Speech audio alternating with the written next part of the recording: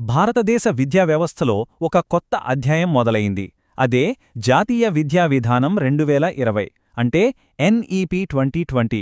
మన దేశ భవిష్యత్తును, మన పిల్లల చదువును ఇది ఎలా మార్చబోతోందో ఈరోజు మనం వివరంగా తెలుసుకుందాం. పదండి, అసలు దీని సంగతేంటో చూద్దాం.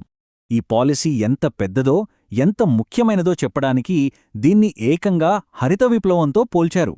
ఒకప్పుడు గ్రీన్ రెవల్యూషన్ మన దేశ ఆహార భద్రతను ఎలాగైతే మార్చేసిందో, ఈ ఎడ్యుకేషన్ పాలసీ మన విజ్ఞాన భవిష్యత్తును అలా మార్చేస్తుందని అంత గట్టి నమ్మకం ఉంది.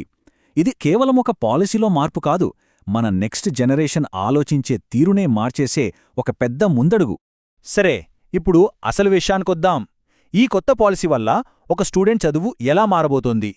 వాళ్ళు స్కూల్లో అడుగుపెట్టిన మొదటి రోజు నుంచి కాలేజ్ పూర్తి చేసే వరకు వాళ్ళ లెర్నింగ్ ప్రాసెస్లో, వాళ్ళు ఆలోచించే విధానంలో ఎలాంటి మార్పులు రాబోతున్నాయో ఇప్పుడు చూద్దాం. మొట్టమొదటిగా చూస్తే నూతన విద్యా నిర్మాణం.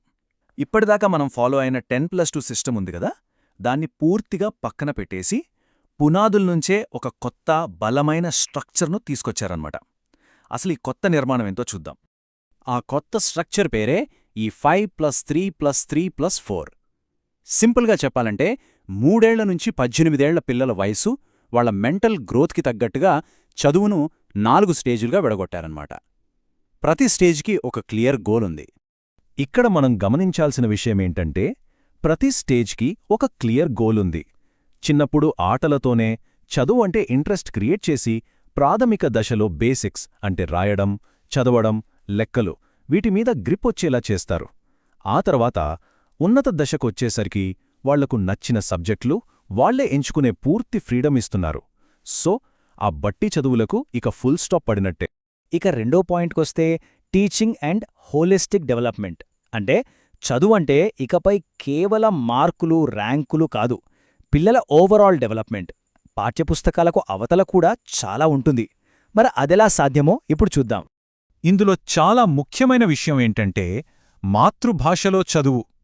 పిల్లలు ఇంట్లో మాట్లాడే భాషలోనే నేర్చుకుంటే కాన్సెప్ట్స్ చాలా ఈజీగా అర్థమవుతాయి కదా. అదే ఇక్కడ పాయింట్. ఇది వాళ్ళ స్టడీస్కి చాలా స్ట్రాంగ్ ఫౌండేషన్ వేస్తుంది. అంతేకాదు, మన సంస్కృతి, మన సమాజం మీద అవగాహన కూడా పెరుగుతుంది. పాత పద్ధతికి కొత్త పద్ధతికి తేడా చూస్తే మనకే క్లియర్గా అర్థమవుతుంది. బట్టీ కొట్టే విధానం నుంచి ఇదెందుకు, ఇదెలా అని లాజికల్గా ఆలోచించే పద్ధతికి షిఫ్ట్ అవుతున్నాం. ఇంకో సూపర్ విషయమేంటంటే, ఇకపై సైన్స్, ఆర్ట్స్, కామర్స్ అని గీతలు గీసుకోవడం ఉండదు. ఎవరికి నచ్చిన సబ్జెక్ట్ కాంబినేషన్ వాళ్ళు చదువుకోవచ్చు.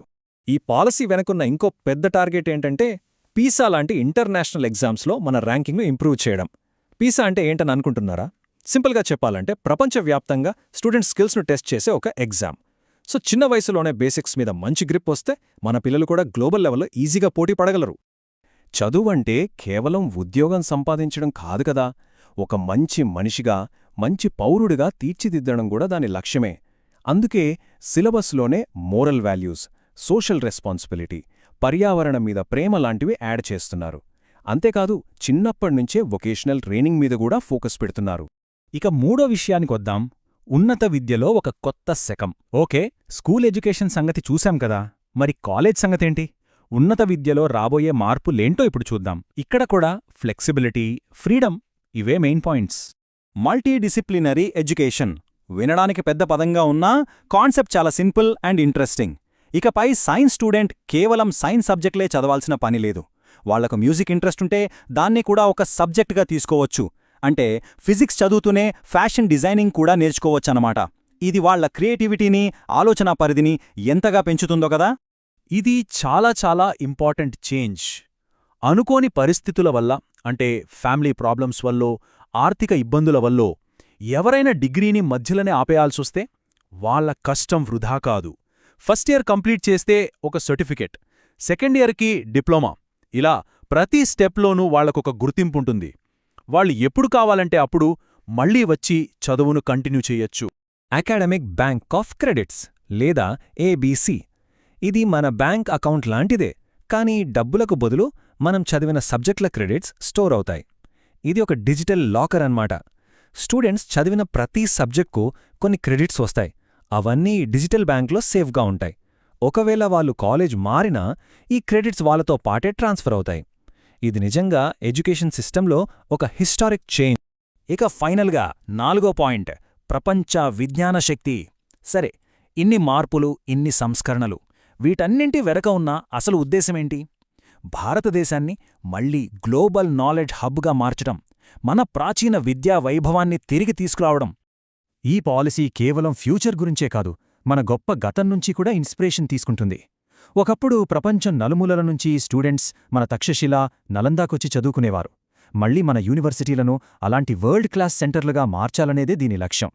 సో ఫ్యూచర్ మీద ఫోకస్ ఎలా ఉందంటే, ఆర్టిఫిషియల్ ఇంటెలిజెన్స్, ఏఐ లాంటి కొత్త టెక్నాలజీస్లో రీసెర్చ్ను ప్రోత్సహించడం, స్టూడెంట్స్ మీద ఒత్తిడి తగ్గించి వాళ్ళ మెంటల్ హెల్త్కి ఇంపార్టెన్స్ ఇవ్వడం, గవర్నమెంటు, ప్రైవేట్ ఇన్స్టిట్యూషన్స్లో ఒకే క్వాలిటీ స్టాండర్డ్స్ ఉండేలా చూడటం, ఇలా చాలా కీలకమైన అంశాలు ఇందులో ఉన్నాయి. సో అల్టిమేట్గా చెప్పాలంటే, నేషనల్ ఎడ్యుకేషన్ పాలసీ 2020 గోల్ ఒక్కటే: మన భారతదేశాన్ని ఒక గ్లోబల్ నాలెడ్జ్ సూపర్ పవర్గా మార్చడం, మన యువత ఆలోచనలకు, వాళ్ల శక్తికి సరైన దారి చూపి దేశ భవిష్యత్తును తీర్చిదిద్దడం. అయితే ఈ పాలసీ ఒక అద్భుతమైన రోడ్ మ్యాప్ను మన ముందు పెట్టింది, ఒక గొప్ప విజన్ను చూపించింది.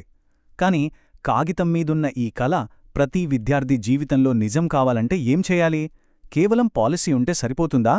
దీన్ని అమలు చేయడంలో ప్రభుత్వాలు, టీచర్లు, మనందరి పాత్ర ఏంటి? ఇది మనం ఆలోచించాల్సిన ప్రశ్న.